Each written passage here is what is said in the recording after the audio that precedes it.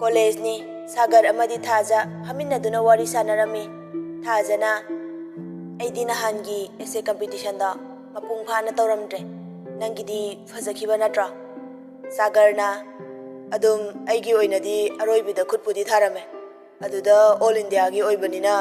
अतोपसिंगी मरक्ता अहिबा मयाम अमा यावरमगनी खले थाजना अदुबुदी चुमे अदुबु नंग नसाना थाजबा लेरदी मखोई टॉप 10 खंगलकपदा नंगसु यावरपा याइदा सागरना अदुकादी थाजदेदा ऑल इंडिया पुंबगी कॉलेज सिंगी सात्र सात्री मयाम सरुक याबनिना मतमदुदा रिता चंगलई सागर अमदी थाजना फमलिबा मफम अदुदा रिताना करी वारिनो याम चिकना सागरना अरुबो वारी नतेदा नहान अइना एसे कंपटीशन अमा यावखिबदा अदुगी वारीने अदो नखोइनिसु खंगनवा मागिना रिता मागिना थाजा रिताना या ये खंगनसे सागरनसु हाइख्रे ऐ रिता सागरगी फ्रेने थाजना ऐगिना थाजा ऐसु सागरगा एसे कंपटीशन थामिनारुबदगी खंगनखिबने फ्रेंड ओइना रिताना अदुदी ngasiदगी एखोय फ्रेंड ngata तारे को थाजना अदुदी नखोय अनिसु सुरबनिना ऐसु लाइब्रेरी चंगदौबा लै कोना मुक थेंगनरसे ऐ चलुखिगे सागरना होय चंगलुरो थाजा महाकी डिपार्टमेंट लोमदा चटखी रिताना मसा याम फजये नंगा खंगनरबा सागरना चुमना सुम फ्रेंड ओइना खंगनबने लारिकसे थवा याम यावबने रिताना नंगी फ्रेंड ओइरमबसे ऐ नुंगाइरे अदो ऐ नंगोंदा वाफम अमा हाइगेना लाकपने करी मतांगिनो सुखंग खंगनदबै टाइपतगा तौरिदुबा प्रेमिका की मतांगने मागी करी मतांगनो माना नंगोंदा अमुक्तंग जमथोकनिंबा माले मागे सोइबदा मसाना खंगजरबा माले हौख्रबदुगी थोइना खलुरनो माना खंगजरकलिबा अदुना ऐगिदि अपेनबा ओइरे हाइबसे नंगनसु खरा तंबियो अदो महाक मसाना डायरेक्ट ओइना सोइख्रे हाइदिंबा माले मदुदा खनबदा महाक अवाबा अमा ओइरबा माले अदो नंगना तांजा अमतंगदि पियो होय ऐ इसाना डायरेक्ट ओइना मागे असोइबदो करिसु लाना लौद्रे हाइरगे महाकी अवाबदो कोकनबा ऐनबुदी फन्याम हाइरबने अदुबु नंगना साना हाइबदुना मंगोंदा याम हराउजगनी फरेने ऐ नंगना हाइबदो यारगे ऐ तांजादो पिरगे अदुदी नंग हौजिंगमक महाकी मनाक्ता अमुक्ता चटपिगेरा हौजिंगमक अखोय कॉलेज थिगी पाक मचादो नंग खंगिदना अदुदा मथंदा फमलगा लेहौबने मथंदा फमहौबने ऐना नंगबु मफमदुदा ngaiduna लेरमो ऐना सोइदना लाहनगी हाइरमबने ऐबु मफमदुदा चलुगद्रने महागा नंगबु उनानबा कया मो हनजखिबने अदो तांजादो अमदा फंखिदबने चलो कुइरे ngairमदोइदो ऐ अनिलगरा कनानो अमगा चलमिनरगे होजुगुना मानबा थीदना लेबगी मतम नते चलो कुइरे हाइबा मथंदने लेरमदोइदो होय ऐ चलुरगे अदुनिदना नुपा हाइसिदे असिदगिदि नखोय अनिगी अवाबदा कोकलगदबने ऐसो अवाबसे कोकपदा यावगदौरिबने सागर चटकी रिताना सागर चटखिबदु लेपतुना येंगहौवी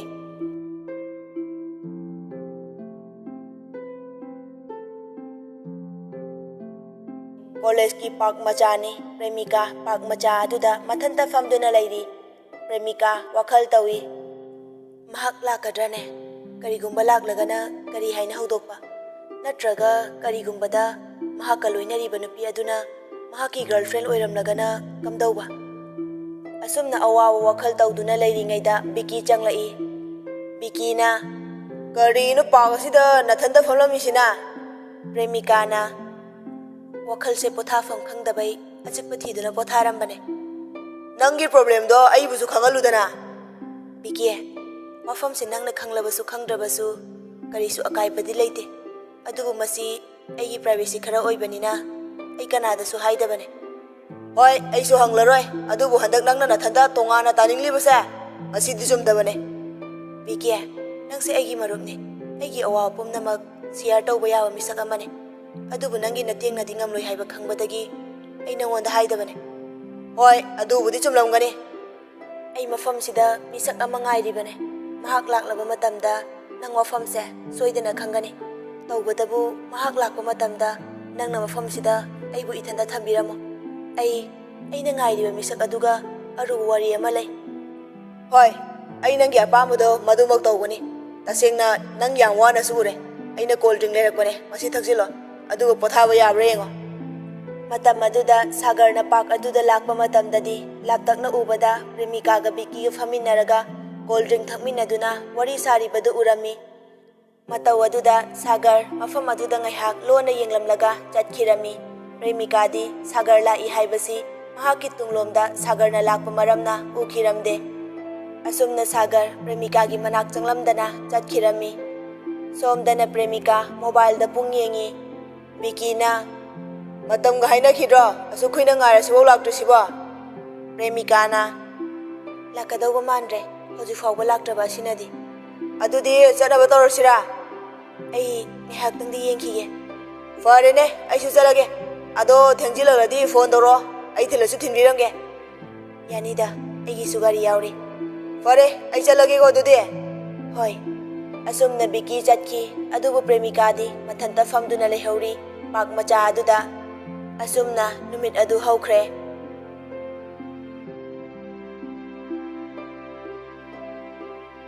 Mathangi numitni Premika wakhalda jajat khanduna mathanta college campus ki lambi da laktuna Rita hoi Anil hoi Prakash hoi mayamdu amata udrabada canteen da leiramgada khanduna canteen tamna changlai adubu canteen manungdadi makhoidi amata leiramdre Premika na canteen da hek changlakba ubada hana canteen da famduna leiramlaba Vicky amadi Jackson na Premika bu uraduna Vicky na hi Premika na hi Vicky na class pu tawro hojikal siba Premika na khara khara tawe amadi wali Vicky na yauru ki haira yauru sirana tawbane niru thirakbane aigi so amadi wali bane ado yaurege karige class ka bit amta leite ado ai horel college gate mea da leramge class lo ga thorokkoda thengnase matam maduda Rita amadi nirusu kadomdagino khanghaudana fat faujilaki Vicky na lao na khoi ni so Premika gi manakta changchinduna Rita amadi nirusu famthai Vicky na mayam kari jasige Premika na yaranida Jackson na kaino madi jasidana Niru na yaranida ngasidi bot ki party khara yaure adudane Vicky na lakliba date 9 sida aina picnic party am siliye aigi imana ahum ama yawgani imanabi makhoi nupi ani amasu yawgani Premika Niru Rita pulab yawsidana Niru na aigi di makhoi ani yawradi yaye makhoi ani yawdadi aidi thandadi tali Rita na aidi yawdong mandiye angang tu chansu lepa yade ado Premika nangi bu noi dadane yarakadrane Premika na adu nilurise aikhoi dagi masingduga yaraktong mandeda Vicky Jackson na noi dada adudi pura veran he Premika na nangdi kamain khangliba Jackson na noi dada gi friend khara aikhoi lekai da laye makoi he he punba aikhoi rom da lakwa duda khangbai wane Premika na maching yam phatabane Vicky na sum koiru sene dawbane yadragadi karibu paile Premika na ai hainaraga yenge yaradi hairake yarakradi ai upai leite ko Vicky na hoi adubude Niru na adudi matamsu thengjilakle thongnaba tawrasira Vicky na hoi thoglasi Premika na adudi chalage bye Vicky su bye Premika amadi Rita Niru makhoi canteen dagi thoki Vicky na magi masakchi uraga ekta nupa thokpa ngamdaba ado noidi noi sai yawdongni na picnic to bit leidoini na ai di bit kamta yawdre ai yawragum sira khangdre Jackson na sinmena nangna sillaga yai he nang suwa Vicky na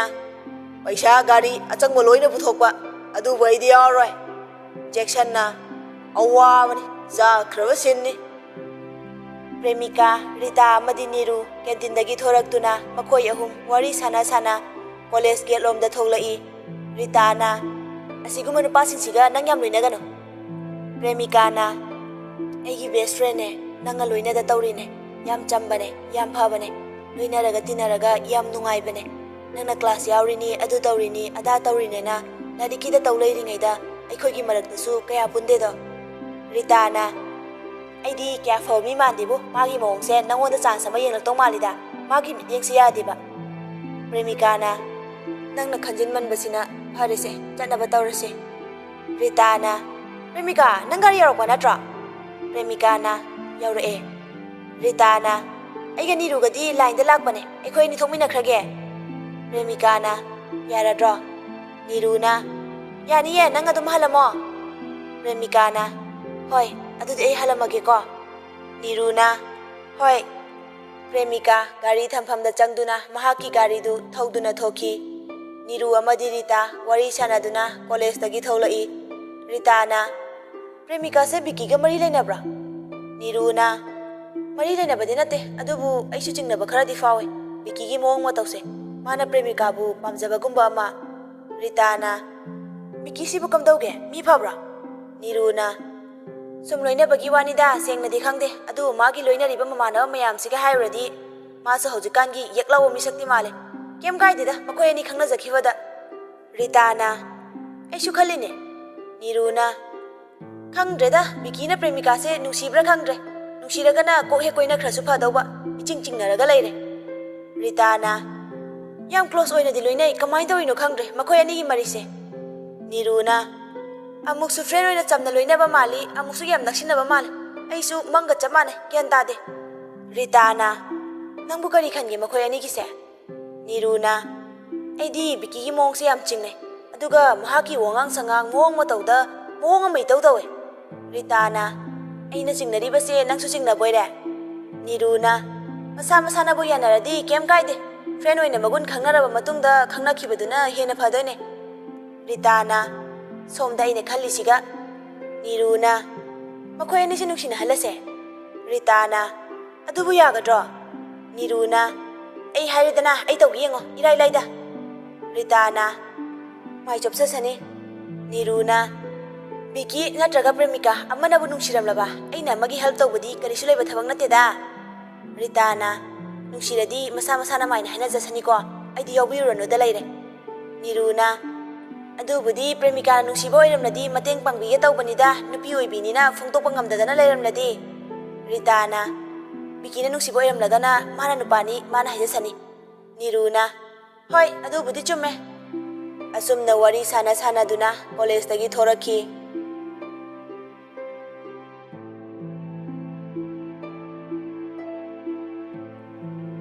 ꯅꯨꯃꯤꯗꯥꯡ ꯋꯥꯏꯔꯝꯒꯤ ꯌꯥꯆꯪꯂꯛꯄ ꯃꯇꯝꯅꯤ ꯁꯥꯒꯔ ꯃꯍꯥꯛꯀꯤ ꯄꯤꯛꯇꯛ ꯇꯧꯔꯕ ꯇꯨꯝꯐꯝ ꯆꯥꯐꯝ ꯑꯃꯗꯤ ꯂꯥꯏꯔꯤꯛ ꯄꯥꯐꯝꯁꯨ ꯑꯣꯏꯔꯤꯕ ꯄꯤꯛꯂꯕ ꯀꯥ ꯑꯗꯨꯒꯤ ꯃꯅꯨꯡꯗ ꯃꯍꯥꯛꯀꯤ ꯂꯥꯏꯔꯤꯛꯁꯤꯡ ꯊꯝꯂꯤꯕ ꯇꯦꯕꯜ ꯃꯆꯥ ꯑꯗꯨꯒꯤ ꯃꯅꯥꯛꯇ ꯐꯛꯂꯥꯡꯒ ꯇꯥꯏꯅꯅ ꯊꯦꯠꯂꯤꯕ ꯃꯍꯩꯒꯤ ꯂꯥꯏꯔꯦꯝꯕꯤ ꯁꯔꯁꯋꯇꯤꯒꯤ ꯃꯐꯝꯗ ꯗꯨꯛ ꯑꯃ ꯆꯨꯈꯠꯂꯗꯨꯅ ꯂꯥꯏꯔꯤꯛ ꯄꯥꯕ ꯍꯧꯏ ꯑꯁꯨꯝ ꯂꯥꯏꯔꯤꯛ ꯄꯥꯅ ꯋꯥꯈꯜ ꯈꯟꯕ ꯍꯧꯔꯛꯏ ꯑꯩꯒꯤ ꯄꯨꯟꯁꯤꯗ ꯐꯥꯎꯔꯛꯂꯤꯕ ꯅꯨꯡꯁꯤꯕ ꯍꯥꯏꯕ ꯏꯍꯨꯜ ꯑꯁꯤꯕꯨ ꯀꯔꯤꯅꯣ ꯏꯍꯨꯜ ꯑꯁꯤꯅ ꯑꯩꯕꯨ ꯀꯌꯥꯗ ꯋꯥꯍꯜꯂꯤꯕ ꯑꯁꯨꯝꯅ ꯋꯥꯈꯜ ꯈꯜꯂꯝꯕꯗꯒꯤ ꯍꯧꯈꯤꯕ ꯄꯨꯟꯁꯤꯒꯤ ꯋꯥꯈꯜ ꯑꯃ ꯅꯤꯡꯁꯤꯡꯂꯛꯈꯤ ꯃꯇꯝꯗꯨ ꯁꯥꯒꯔꯅ ꯀ꯭ꯂꯥꯁ 9 ꯇꯝꯂꯕ ꯃꯇꯝꯅꯤ ꯅꯨꯃꯤꯠ ꯑꯗꯨꯗ ꯑꯣꯖꯥ ꯆꯪꯂꯛꯇ꯭ꯔꯤꯉꯩ ꯃꯔꯛ ꯑꯗꯨꯗ ꯁꯥꯇ꯭ꯔ ꯁꯥꯇ꯭ꯔꯤꯁꯤꯡ ꯑꯗꯨ ꯂꯥꯡꯗꯨꯅ ꯑꯃꯒ ꯑꯣꯟꯁꯤꯟꯅꯗꯨꯅ ꯋꯥꯔꯤ ꯁꯥꯟꯅꯗꯨꯅ ꯂꯩꯔꯝꯃꯤ ꯃꯍꯧꯁꯥꯅ ꯑꯣꯖꯥ ꯆꯪꯂꯛꯇ꯭ꯔꯤꯉꯩꯗ ꯀ꯭ꯂꯥꯁꯔꯨꯝꯗ ꯁꯥꯇ꯭ꯔ ꯁꯥꯇ꯭ꯔꯤꯁꯤꯡꯅ ꯃꯅꯤꯡ ꯇꯝꯖꯕ ꯍꯥꯏꯕꯁꯤ ꯃꯍꯧꯁꯥꯅꯤ ꯑꯃꯒ ꯑꯣꯟꯁꯤꯟꯅꯗꯨꯅ ꯋꯥꯔꯤ ꯁꯥꯟꯅꯕꯅ ꯀ꯭ꯂꯥꯁ ꯑꯗꯨ ꯑꯗꯨꯛꯀꯤ ꯃꯇꯤꯛ ꯆꯔꯥꯡꯅꯔꯦ ꯃꯇꯝ ꯑꯗꯨꯗ ꯈꯪꯍꯧꯗꯅ ꯑꯣꯖꯥ ꯍꯦꯝꯕ ꯆꯪꯂꯛꯏ ꯁꯥꯇ꯭ꯔ ꯁꯥꯇ꯭ꯔꯤꯁꯤꯡ ꯄꯨꯝꯅꯃꯛ ꯍꯧꯒꯠꯇꯨꯅ ꯒꯨꯗ ꯃꯣꯔꯅꯤꯡ ꯁꯔ ꯍꯦꯝꯕꯅ ꯃꯣꯔꯅꯤꯡ ꯐꯝꯃꯣ ꯁꯥꯇ꯭ꯔ ꯁꯥꯇ꯭ꯔꯤꯁꯤꯡ ꯑꯗꯨ ꯇꯨꯃꯤꯟ ꯐꯝꯊꯩ ꯑꯣꯖꯥ ꯍꯦꯝꯕꯅ ꯀꯔꯤꯒꯤꯅꯣ ꯑꯗꯨꯛ ꯌꯥꯝꯅ ꯂꯥꯡꯂꯤꯕꯗꯤ ꯅꯈꯣꯏꯅ ꯈꯪꯗ꯭ꯔꯦ ꯁ꯭ꯀꯨꯜ ꯍꯥꯏꯕꯁꯤ ꯀꯔꯤꯅꯣ ꯍꯥꯏꯕ ꯅꯈꯣꯏꯅ ꯂꯥꯏꯔꯤꯛ ꯇꯝꯂꯤꯕ ꯑꯁꯤꯕꯨ ꯆꯍꯤ ꯑꯃꯒꯤ ꯃꯅꯨꯡꯗ ꯅꯨꯃꯤꯠ ꯀꯌꯥꯅꯤꯕꯨ ꯂꯥꯏꯔꯤꯛ ꯇꯝꯃꯤ ꯍꯥꯏꯅ ꯈꯟꯕꯒꯦ ꯑꯣꯖꯥ ꯍꯦꯝꯕꯒꯤ ꯋꯥꯍꯩꯗꯨ ꯇꯥꯕꯗ ꯁꯥꯇ꯭ꯔ ꯁꯥꯇ꯭ꯔꯤꯁꯤꯡ ꯇꯨꯃꯤꯟ ꯂꯩꯅꯩ ꯑꯣꯖꯥ ꯍꯦꯝꯕ ꯃꯈꯥ ꯑꯃꯨꯛ ꯇꯥꯔꯛꯏ ꯌꯦꯡꯉꯨ ꯑꯉꯥꯡꯁꯥ ꯅꯈꯣꯏꯅ ꯂꯥꯏꯔꯤꯛ ꯇꯝꯂꯤꯕ ꯑꯁꯤ ꯆꯍꯤ ꯍꯦꯛ ꯍꯧꯕꯒ ꯖꯅꯋꯥꯔꯤ ꯊꯥꯗꯒꯤ ꯂꯥꯏꯔꯤꯛ ꯇꯝꯕ ꯍꯧꯕ ꯅꯠꯇꯦ ꯗꯤꯁꯦꯝꯕꯔ ꯊꯥꯗ ꯑꯦꯛꯖꯥꯝ ꯂꯣꯏꯈ꯭ꯔꯕ ꯃꯇꯨꯡ ꯖꯅꯋꯥꯔꯤ ꯊꯥꯗ ꯑꯦꯛꯖꯥꯝ ꯍꯥꯏꯗꯣꯛꯂꯒ ꯐꯦꯕ꯭रुवारीꯗꯒꯤ ꯃꯤꯡ ꯆꯜꯂꯒ ꯐꯦꯕ꯭रुवारी ꯊꯥꯗꯒꯤ ꯂꯥꯏꯔꯤꯛ ꯇꯝꯕ ꯍꯧꯔꯤꯕꯅꯤ ꯑꯗꯨꯅꯗꯤ ꯆꯍꯤ ꯑꯃꯗ ꯆꯥꯎꯔꯥꯛꯅ ꯗꯤꯁꯦꯝꯕꯔ ꯊꯥꯗ ꯑꯦꯛꯖꯥꯝ ꯇꯧꯕꯅꯦ ꯖꯅꯋꯥꯔꯤꯗ ꯃꯤꯡ ꯆꯟꯕꯅꯦ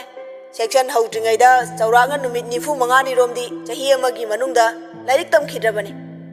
ꯁꯥꯇ꯭ꯔ ꯁꯥꯇ꯭ꯔꯤꯁꯤꯡꯗꯨ ꯇꯨꯃꯤꯟ ꯇꯥꯔꯤꯉꯩ ꯑꯣꯖꯥ ꯍꯦꯝꯕꯅ ꯃꯈꯥ ꯇꯥꯔꯛꯏ ꯆꯍꯤ ꯑꯃꯗ ꯆꯥꯎꯔꯥꯛꯅ ꯅꯣꯡꯃꯥꯏꯖꯤꯡ ꯑꯁꯤ 53ꯗꯒꯤ 55 ꯐꯥꯎꯕ ꯂꯩꯕ ꯌꯥꯎꯏ ꯃꯁꯤꯁꯨ ꯂꯥꯏꯔꯤꯛ ꯇꯝꯗꯕ ꯅꯨꯃꯤꯠ ꯁꯨꯇꯤꯅꯤꯗ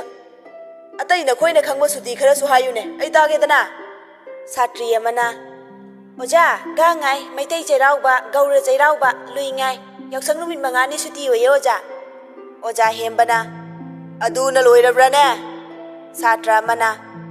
खोंजोम डे गुड फ्राइडे लमताई थांजा मे डे गुरु पूर्णिमा ईद मुबारक लोइना सुटी होय ओजा ओजा हेमबना अतई सुटी होइबदि मदुना लोइरब्रा सात्रा अमना अमु वर्ल्ड एनवायरनमेंट डे बीर टिकेंद्रजीत डे जादौना डे 26 जनवरी 15 अगस्त सुटी होय ओजा ओजा हेमबना